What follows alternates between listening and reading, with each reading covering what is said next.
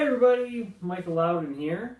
Welcome back to Michael Louden TV, talking about running recaps today, talking about the Pace for Poverty race that was run on the 4th of July, and happy 4th of July to all of you, even though this video will be coming out a little bit after the 4th of July. Still got some of the videos I am uploading at the time, so it'll probably be after the 4th when you see this race. So anyways, today I took in my hometown race, the Pace for Poverty 5K, 10K race in Richland.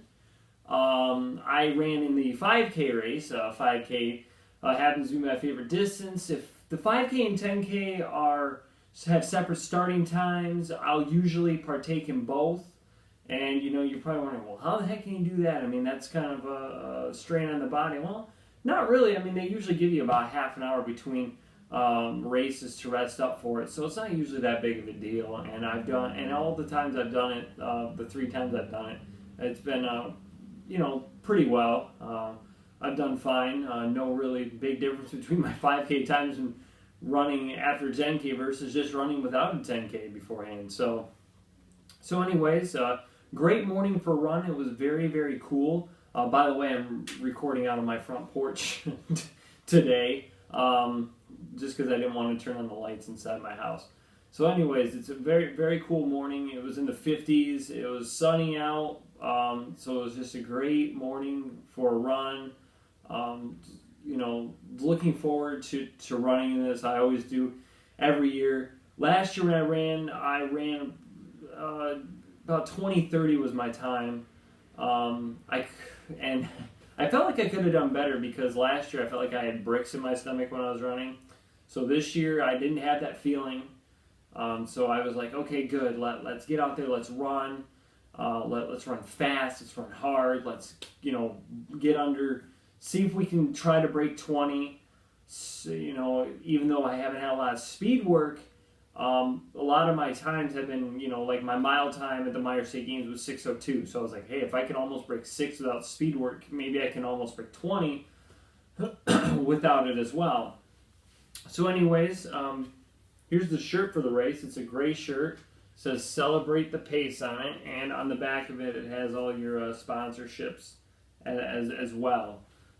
So anyways, just one of my favorite races. Of course, I don't have to go very far. The race is starts about a mile from where I live. So it's a very short drive to there. We start out right by the elementary school.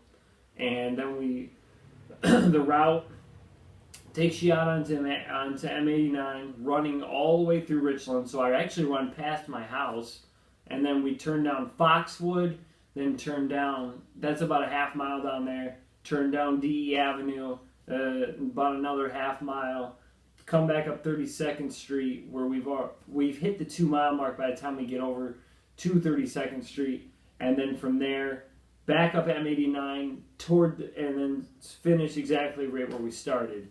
So today, I did start out too fast, and therefore I did not actually end up breaking 20 minutes like I wanted to. In fact, I didn't even finish in the 20s. So it was a little disappointing from that perspective, not finishing in the 20s today. So lesson learned, don't go out too fast. I mean, I just got sucked into it. I mean, when we started, I just sprinted basically from the start, and I was going to back into my pace. And so by the time we got out to M89, I was like, you know, I'm already committed to this. You know, I've got to keep, you know, I'm committed. You know, I've already burned myself out. I might as well just keep going this pace, because otherwise if I slow down too much, I feel like my time's going to suffer even more. So came down M89 through Richland. You could smell the chickens cooking in the park that people are going to have after the 4th of July parade, and those always kind of overwhelm you when you're running. Came down through there and was coming down my street I live on, D Avenue, and turned down Foxwood. By the time we got to Foxwood, I was like, I'm burned out already. There was a guy in front of me I was trying to stick with. He ended up finishing in the 20s. He was probably about 30, 40 seconds in front of me. I wish I could have stuck with him. If I probably started out a little slower, I feel like I could have. But yeah, I just felt like I went out way too fast. I was gassed by Foxwood. In fact, I was wheezing a little bit during the run, and that's not something that usually happens with me. But I was cleaning my house earlier this week, and some dust got into my lungs, and I'm thinking that was maybe the reason why I was wheezing. But usually that goes away pretty quickly for me. So I think the wheezing may have just been because I had just started out a little too fast, and the air this morning actually was a little cool, like I mentioned. But I mean, I don't think that was the cause of it, but it may have been slightly, and maybe there was just a slight bit of dust left in my lungs. So, I mean, I'm not going to blame it on anything like that. Like I said, I think I just started out too fast. Didn't take in any of the water stops. I was like, I just got to keep going, because if it was a warm day, I would have grabbed water. But with a cool day, I mean, it's like I felt like if I'd splashed the water on me, then it would have just ended up, weighing me down, and it would have been really cold water. And it would have just been a really big shock to me. So once we got off Foxwood and we're going down D Avenue, I'm just trying to hold it together the best I could. We had a couple of slight hills after that on 32nd Street. Those did not bug me, though, because they're just little hills. I got up them quickly as I can. I could hear people coming behind me. So, I mean, I'm trying my best to hold them off. A few of them passed me going on M89. There was a few people I could hear once we got back to the high school, or once we got back to the elementary school to turn toward the finish line, which was like the last .1 of the race. I could hear them behind me, so I just kept going, kicked it in, whatever I had left, and they did not end up beating me at that point. So I ended up coming across the line. I was 22nd overall, and I ended up getting first to my age group. So here's the medal for it. Very, very nice medal. Celebrate the pace for poverty.